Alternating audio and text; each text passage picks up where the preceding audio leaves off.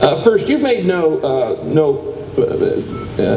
doubt about the fact that you are a Christian. You publicly say you're a follower of Christ. What does that mean to you, and how does faith work out in your life on a daily basis? What does it mean to you? It means I'm saved and forgiven. And we're talking about the world. Our faith encompasses not just the United States of America, but the world. Can I tell you another story real quick? Sure. The Vietnamese kept us in prison in conditions of solitary confinement, or 2 or 3 to a cell. They did that because they knew they could break down our resistance.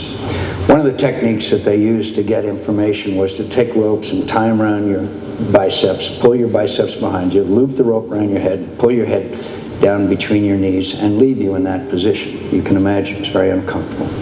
One night I was being punished in that fashion.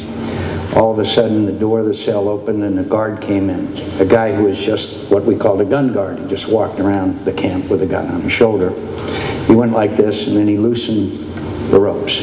He came back about 4 hours later, we tightened them up again and left. The following Christmas, because it was Christmas Day, we were allowed to stand outside of our cell for a few minutes. In those days, we were not allowed to see or communicate with each other, although we certainly did.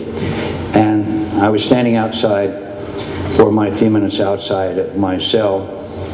He came walking up. He stood there for a minute, and with his sandal on the dirt in the courtyard, he drew a cross. And he stood there, and a minute later, he rubbed it out and walked away.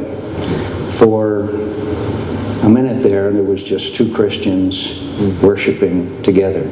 I'll never forget that moment.